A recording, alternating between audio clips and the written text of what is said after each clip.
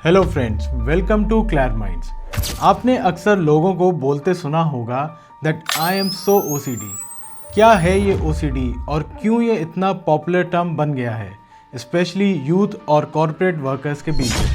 आजकल की social media वाली दुनिया में लोग अटेंशन के भूखे हैं और किसी को कोई बीमारी होना एक अच्छा अटेंशन सीकिंग पॉइंट है। लेकिन बीमारी भी ऐसी होनी चाहिए जो थोड़ी कूल लगे, जैसे OCD यानी ऑब्सेसिव कंपल्सिव डिसऑर्डर। सुनने में लग रही है ना कितनी कूल बीमारी।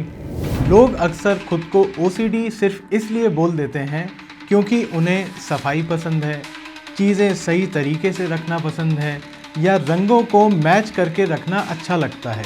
लेकिन असली बीमारी इससे कहीं ज़्यादा मेंटली और फिज़िकली पेनफुल होती है, जो लोगों के रिलेशनशिप्स और डेली कामों को ख़राब कर देती है। चलिए OCD को एक एग्जाम्पल से समझते हैं। मान लीजिए मुझे सफाई का OCD है। ये टेबल है, यहाँ माइक लगा हुआ है, दोनों ही एकदम साफ़ हैं। रिकॉर्डिंग स्टार्ट करने से पहले यहाँ पूरी क्लीनिंग हुई थी। अब अगर मुझे सफाई का OCD है तो मुझे ये टेबल गंदी लग रही है, मुझे इस माइक पे धूल दिखाई दे रही है। मैं वीडियो रिकॉर्ड कर रहा हूँ, लेकिन धूल भरा माइक और गंदी टेबल मेरे अंदर एक उलझन सी पैदा कर रहे हैं कि ये टेबल और माइक दोनों ही गंदे हैं, जिसकी वजह से मैं रिकॉर्डिंग पर ध्यान ही नहीं दे पा रहा।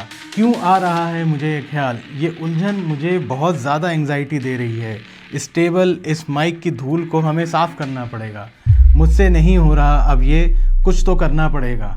अब तो रिकॉर्डिंग तभी होगी जब मैं इस टेबल और माइक को रगड़ रगड़ के साफ़ कर दूंगा। अरे सुनना, एक कपड़ा देना यार। अरे सर, साफ किया है रिकॉर्डिंग। अरे तुम कपड़ा दो यार, मुझे साफ़ करना है भाई। मैं ऐसे काम नहीं कर सकता गंदगी में। लाओ, सफाई भी नहीं करते यार तुम लोग। इतनी धूल लगी है इस माइक पे, देख रहे हो। मुझे ही करना पड़ेगा। बंद करो ये। अरे सर, डीप क्लीनिंग हुई है अभी। अरे बंद तो करो यार, पहले सफाई कर लें। चलो अब ठीक है, स्टार्ट करते हैं रिकॉर्डिंग। ठीक है, कहाँ पे थे हम भाई? कहाँ तक कर लिया था?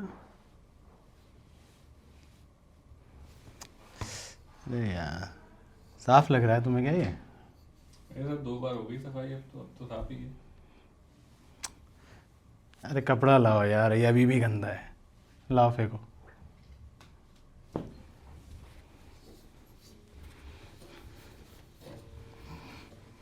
फिर से सफाई करनी पड़ेगी, यहाँ भी गंदा है देखो। अरे साफ है सर, बहुत टाइम जा रहा है सफाई में, रिकॉर्डिंग लेट हो रही है। अरे ठीक है, पहले सफाई कर लें यार, होती रहेगी रिकॉर्डिंग।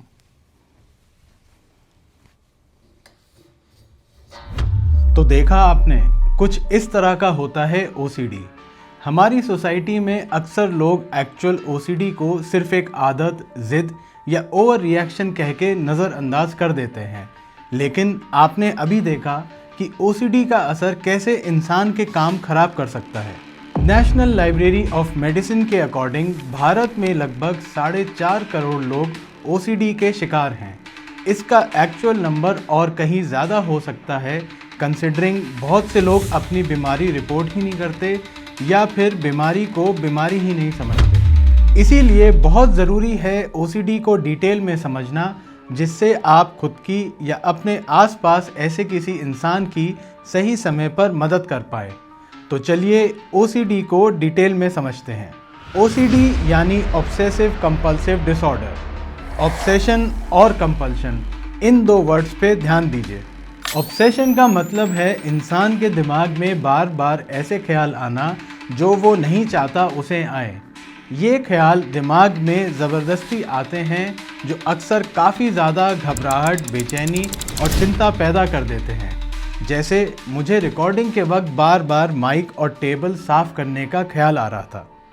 लोग ऐसे ख्यालों को इग्नोर या रोकने के लिए अक्सर कोई दूसरा काम करने लगते हैं।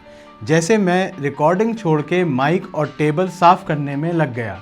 ऐसे कामों को कंपल्शन कहा जाता है। कंपल्शन का मतलब होता है कुछ चीज़ों को बार बार रिपीट करना, जैसे हाथ धोना, चीज़ों को एक ख़ास तरीके से रखना या बार बार एक ही चीज़ को चेक करना, जैसे घर के ताले और दरवाजे। कुछ लोग तो दिमाग में भी चीज़ें रिपीट करते हैं, जैसे प्रेयर करना, गिनती करना या मन ही मन शब्दों को दोहराना, जिससे ये ऑब्सेशन वाले ख्याल आने बंद हो जाएं। ओसीडी में इंसान को लगता है कि उसे अपने ऑब्सेशन वाले ख्याल रोकने के लिए ये कंपल्शन वाला काम करना ही पड़ेगा। अपनी घबराहट, बेचैनी कम करने का और कोई रास्ता ही नहीं है, जबकि असलियत में इस कंपल्शन वाले काम की ज़रूरत उस सिचुएशन के हिसाब से होती ही नहीं है। जैसे अगर मुझे लग रहा था कि माइक में धूल लगी है तो एक बार साफ़ करने से मुझे सेटिस्फैक्शन मिल जाना चाहिए था, लेकिन मैं रिकॉर्डिंग छोड़ के बार बार बस उस माइक और टेबल को साफ़ करने में लग गया। फाइनली ओसीडी में ये ऑब्सेशन और कंपल्शन धीरे धीरे इंसान के साथ ऑलमोस्ट हर दिन हर जगह होने लगते हैं, जिससे निकलना बहुत मुश्किल हो जाता है और इंसान की पर्सनल, सोशल और प्रोफेशनल लाइफ ख़राब होने लगती है। इसलिए हमारी लोगों से अपील है कि ओसीडी को कोई वोग या कूल टर्म बनाने की बजाय इसे डिटेल में समझें, जिससे ज़रूरत पड़ने पर आप अपनी या किसी अपने की सही मदद कर पाएँ। तो क्या आपको ये टर्म ओसीडी आज क्लियर हुआ? हमें कमेंट में बताएं। हमारे वीडियो को ज़रूर लाइक करें और मेंटल हेल्थ को इसी तरह सिंपल तरीके से समझने के लिए चैनल को सब्सक्राइब करें। चलिए अगले वीडियो में मिलते हैं। तब तक के लिए खुश रहिए, अपना और अपनों का ख्याल रखिए।